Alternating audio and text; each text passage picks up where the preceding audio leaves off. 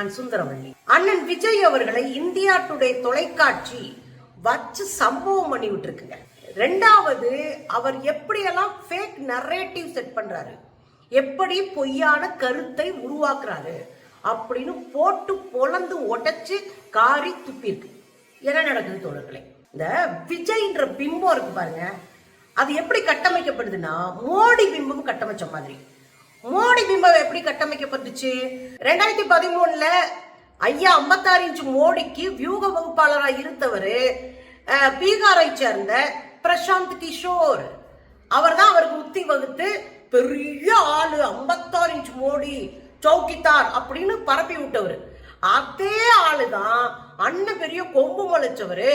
அண்ணன் அறுத்து தள்ளிடுவாரு, இப்படியே பிடிங்க இப்படி நட்டுருவாரு, தமிழ்நாட்டை புரட்டி போட்டுருவாருலாம் வாய்க்கு வந்ததா அடிச்சு விட்டு உத்தி வகுத்து கொடுத்தவர் அதே ஆளு. அதே ஆளு. இதுல என்ன தெரியுங்களா? காசை கொடுத்து தன்னை பற்றி பெருமை பேச வைத்து தன் போலியாக தன்னுடைய பிம்பத்தை கட்டிக்கிட்டாங்க இந்த ரெண்டு பேரும். விஜய் என்ன மக்களுக்கு அறுத்து தள்ளினாரு, என்ன செஞ்சாரு? ஒன்னும் செய்யல. எப்படி முதலமைச்சர் ஆக முடியும்? எப்படிங்க முதலமைச்சர் ஆக முடியும்? ஒரு விஷயம் மக்களுக்கு செய்யாத ஒருத்தர் எப்படி விஜய் முதலமைச்சர் ஆனாரு? இப்படித்தான் போலியான கருத்துக்களை மக்கள் மன்றத்துல பரப்பி ஜெயிச்சார். இன்னைக்கு இதே கும்பல் என்ன பண்ணிட்டு இருக்கு? நாங்க தமிழ்நாட்டுல தங்க காலம் மூண்டிட்டோம், இனி வட இந்தியாவிலையும் நாங்க பெரிய ஆளா காட்டப்படணும், இந்தியா முழுவதும் விஜயை குறித்து பேசிக்கிட்டே இருக்கணும். அப்ப அதுக்கு என்ன பண்ணலாம் அப்படின்னா, ஒட்டுமொத்த இந்தியா முழுவதும் இன்றைக்கு விஜய் குறித்த போலியான நரேட்டிவ செட் பண்ணிட்டு இருக்கிறாங்க, போலி கருத்தை உருவாக்கிக்கிட்டு இருக்கிறாங்க. விஜய பத்தி என்னங்க தெரியும் வட இந்தியாவுக்கு? ஒரு விஷயம் என்னன்னா, விஜயன்னா ரொம்ப நெருக்கமான ஒரு நண்பர் இருக்காரு, ஜெகதீஷ். அந்த ஜெகதீஷ் தான் விஜய்க்கு மேனேஜரா இருந்தவர். அந்த ஜெகதீஷ் தான் விஜய் அவர்கள் படம் ஃபெயிலியர் ஆகும் போதெல்லாம் அவரை காப்பாற்றணுன்றதுக்காக ரூட்ஸ் அப்படின்ற மீடியாவை தொடங்குறாரு, ரூட்ஸ்ன்ற அமைப்பை தொடங்குறாரு. அந்த அமைப்பின் மூலமாக ஆள்களை செட்டப் பண்ணி போலி அக்கவுண்ட்ஸ்களை செட் பண்ணி அதன் மூலமா விஜய் புகழ் பாடுவது, அவர் தோத்து போன படங்களை கூட ஜெயிச்சதா கட்டமைப்பது, இதெல்லாம் சமூக வலைத்தளங்கள்ல விஜய் பிம்பத்தை கட்டிக்கிட்டே இருக்கிறதுக்காக பயன்படுத்தப்பட்டதா இந்த ரூட் மாஃபியா. இந்த ரூட் மாஃபியா என்ன ஆகி போச்சுன்னா, இன்னைக்கு அரசியலுக்கு வந்த பிறகு ரொம்ப வேகமா செயல்பட ஆரம்பிச்சு. அரசியலுக்கு முன்னாடி செயல்படலையா? கடந்த 10 ஆண்டுகளா பக்கா ஸ்கெட்ச் போட்டு வேலை பார்த்தது ரூட் மாஃபியா தான். ஏன் மாஃபியான்றோம்னா, இது ஒரு கும்பல், கொள்ளை கும்பல். என்ன மாதிரியான கொள்ளை கும்பல்? மக்களை மேனிபுலேட் பண்ணி மக்களுடைய மூலச்செலவு செய்து ஏமாத்தி ஒரு இடத்தை பிடிக்கிறதுக்காக பொய் செய்திகளை பரப்பக்கூடிய கேவலமானவர்கள். ஒன்னு புரிஞ்சுக்கோங்க, இந்த ரூட் தான் பல ஆண்டுகளா விஜய்க்காக வேலை பார்த்தாங்க. இந்த ரூட் இப்ப என்ன வேலை பார்க்க தெரியுங்களா? வட இந்தியா முழுவதும் இருக்கிற இன்ஃப்ளூயன்சர்ஸ் இருப்பாங்க இல்லையா, இந்த சோப்பு போடுங்க, இந்த சீப்பை இது பண்ணுங்க, இந்த ட்ரெஸ் நல்லா இருக்கா, இந்த கம்பல் நல்லா இருக்கா, இந்த செருப்பு நல்லா இருக்கான்னு வித்துட்டு இருப்பாங்க. இந்த இன்ஃப்ளூயன்சர்லாம் பிடிச்சி வளைச்சு போட்டு காசை கொடுத்து அவங்கள விஜயை பற்றி பேச வைக்கிற வேலையை ஆரம்பித்திருக்கிறார். இது கொஞ்ச நாளாவே தமிழ் மீடியாக்கள்ல பேசப்பட்டது. தமிழ் மீடியாக்கள்னா யூடியூப் சேனல்கள்ல பேசப்பட்டதுதான்.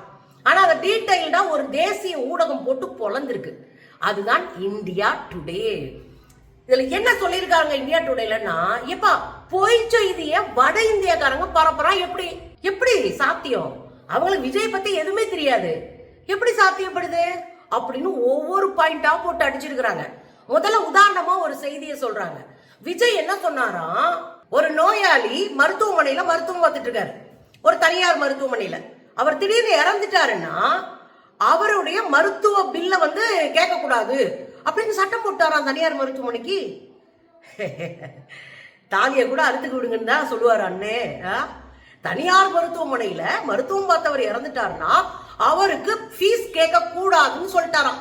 இன்னொரு பொய் செய்தி என்ன அப்படின்னா, பொம்பளை பிள்ளைங்க மேல கை வச்சா, அதாவது ரேப் அக்யூஸ்ட், அதாவது பாலியல் வல்லுறவு செய்த குற்றம் சாட்டப்பட்டவர்கள் யாரா இருந்தாலும் தூக்கில போடுங்கன்னு சொல்லிட்டாராம். தமிழ்நாட்டில் இருக்கிற நமக்கே தெரியாது இல்லையா? ஆனா வட இந்தியாவில புறம் பரப்பிட்டு இருக்கானுங்க இந்த செய்தியை. இதுல பேசிட்டு அவங்க என்ன சொல்றாங்க, இது எல்லாம் ஃபேக் நரேட்டிவ், ஃபேக் நியூஸஸ், இது எல்லாமே ஃபேக் நியூஸஸ். இது எப்படி பரப்புறாங்க, எப்படி இது நடக்குது அப்படின்னு ஒவ்வொரு பாயிண்டா சொல்றாங்க. இந்த ஃபேக் நியூஸ் எப்படி தெரியுமா அது பண்றாங்களா? கோஆர்டினேஷன் காம்பெயின்றாங்க. இந்த கோஆர்டினேஷன் கம்பெயின்னா என்ன அப்படின்னா ஒருங்கிணைக்கப்பட்ட பரப்புரை. ஒருங்கிணைக்கப்பட்ட பரப்புரைனா ஒரே மாதிரி பேச வைப்பது ஒரு கூட்டத்தை. எப்படி? ஒரே மாதிரி செய்திகளை சொல்ல வைக்கிறது. இங்க போடுவானுங்கள, அண்ணன் நடந்தா நடையழகு, சிரிச்சா சிரிப்பழகு, அண்ணன் எந்த தப்பு பண்ணாலும் அது அவர் சொந்த விஷயம், அண்ணன் திருஷா போனா அவங்க நல்ல ஃப்ரெண்ட்ஸ். இது ஒருத்தர் பேச மாட்டாங்க, ஒரு 100 ஐடி ஒரே மாதிரி பேசிட்டு இருக்கோம். பார்த்துருக்கோம்ல, அண்ணன் என்னென்ன வேலை பார்ப்பறா அது அப்படியே வடக்க பார்த்துட்டு இருக்கிறாங்க. அது ஒரு கேம்பெயினா போயிட்டு இருக்கு, ஒரு கோஆர்டினேட் பண்ணப்பட்ட கேம்பெயினா போயிட்டு இருக்கு, ஒரு ஒருங்கிணைக்கப்பட்ட கருத்துருவா போயிட்டே இருக்கு. அந்த மக்கள்கிட்ட அவன் பாட்டு போட்டுக்கிட்டு இருக்கானா, வீடியோ போடுறான். அதுவும் அவங்க சொல்றாங்க, அது எப்படி ஒரே போல வீடியோக்கள் வெளியே வருது, ஒரே போல செய்திகளை போடுறாங்க, ஒரே டெக்ஸ்ட், ஒரே மாதிரியான எக்ஸ்பிரஷன், ஒரே மாதிரியான வார்த்தை பிரயோகம், ஒரே கண்டென்ட். இது எப்படி இவ்வளவு பேர் சேர்ந்து போடுவாங்க? ஆச்சரியப்படுறாங்க. இதுதான் திட்டமிட்டு பரப்பப்படுவது. அவங்க என்ன சொல்றாங்க? இது எதுவுமே உண்மை இல்லை, இது எதுவுமே உண்மை இல்லை. ஆனா இங்க ஒரு நரேட்டிவ் செட் பண்ணப்பட்டு இருக்கு. பாருங்களேன். Vijay has made treatment in private hospitals free if the patient dies. Vijay has said all rape accused will be hanged. You may have seen some of these claims on social media doing the rounds because it's viral, it's all over the place. But let me begin first off by telling you, none of this is true. So who's spreading it? Interestingly enough, there's a bunch of Hindi influencers peddling all of this. Same script, same text, same lie. These influencer videos on social media are going viral and they all have dramatic thumbnails like Talapati Vijay ka bada naya faisla. But how is it that they all have the exact same script where they make Chief Minister Vijay out to be a Dhurandhar of sorts? Is it a coordinated campaign or just one following another? Nobody really knows. But what's clear is that these Hindu influencers are also cashing in on the Vijay craze, on the fandom on social media, almost as if they've discovered a new market. But the concern here is the series of fake news. Like I showed you a couple of examples, all of that is being peddled by these Hindu influencers. And considering they have thousands of likes, thousands of views, this must be addressed. And that's what we'll be doing here on India Today. We'll keep calling out all the fake news too. எப்படி பரப்புறாங்க? ஒரே மாதிரி content, ஒரே மாதிரி expression, ஒரே மாதிரியான பொய், இது அப்படியே மொத்தமா பரப்பி விட்டுறது. தம்ப்நெயில்ஸ் பண்ணுவாங்க இல்லையா, தம்பு போடுவாங்கல்ல, பார்த்த உடனே ஒரு பெரிய முன்னாடி முகப்படம் போட்டு படத்துல யார் யார் இதெல்லாம் போட்டு ஒரு தம்பர் செட் பண்ணுவாங்க. அந்த தம்புல என்ன பண்றாங்களா, நார்த் இந்தியால பயங்கரமா கூஸ்பம்ஸ் வர்ற மாதிரி விஜய் படத்தை போட்டு, அதுலயே அவர் துரந்தர் படத்துல அப்படி வர்ற அந்த ஹீரோ மூஞ்சி எடுத்துட்டு இவர் மூஞ்சியை ஒட்ட வச்சுட்டு அப்படியே பயங்கரமா ஸ்டைலா நிக்க வச்சு தமிழக அரசியல்ல புதிய முகம், பெரிய முகம், அந்த முகம், இந்த முகம், அப்படியே பயங்கரமா கூஸ்பம்ஸ் வர்ற மாதிரி தம்ப போட்டு விடுறாங்களாம். அதை பாக்குறவங்களை அட்ராக்ட் பண்ற மாதிரி தம்ப போட்டு விட்டுறானுங்களாம். ஆனா உண்மையிலே இவங்ககிட்ட விசாரிச்சு பார்த்தோம்னா விஜய் குறித்த எதுவுமே தெரியாதுன்றாரு. உண்மையிலேயே விஜய் குறித்து எதுவுமே தெரியாது. ஆனா அவங்க விஜய் குறித்து பேசிக்கிட்டே இருக்கிறாங்க, புதுசு புதுசா தகவலை போடுறாங்க. அப்ப இது என்னது அப்படின் போது நியூ மார்க்கெட் அப்படின்றாங்க. புதிய சந்தையை அங்க இருக்கிற இன்ஃப்ளூயன்சர்ஸ் பயன்படுத்துறாங்க. அது என்ன புதிய சந்தை, மார்க்கெட்? அது இது அண்ணனுடைய புகழ பாடல, தமிழ்நாட்டுல வேணா ஃப்ரீயா 10 பேர் பாடுவான். ஆனா வட இந்தியால அண்ணனை பத்தி ஆனாவனா தெரியாத வட இந்தியாவில இருக்கிற சாதாரண இன்ஃப்ளூயன்சர்ஸ் காசு இல்லாம உங்க அண்ணனை போல்னு பாட மாட்டாங்க. அப்ப அவங்களுக்கு காசை கொடுத்தோடனே அவங்க இது ஒரு புதிய மார்க்கெட்டா பாக்குறாங்க. எப்படி ஒரு பவுடர் டப்பாவும் சோப்பு டப்பாவும் விற்பானுங்களோ அது மாதிரி விஜய் வித்துட்டு இருக்கானுங்க. அதுக்கு ஃபேக் நரேட்டிவ், ஃபேக் நியூஸஸ் எல்லாத்தையும் பயன்படுத்தி அங்க விஜய ஏலம் போட்டு வித்துட்டு இருக்கிறானுங்க. அவங்க சொல்றாங்க சீரியஸா உண்மையிலே நம்ம பார்க்க வேண்டியது என்னன்னா அத்தனையும் பொய் செய்திகள் அப்படின்றாங்க. ஒண்ணு புரியுதுங்களா? எல்லா ஊடகங்களும் வாயை மூடிட்டு இருந்துச்சு. தமிழ்நாட்டுல இருக்கிற ஊடகங்கள்லாம் கொண்டாடி தீர்த்துச்சு.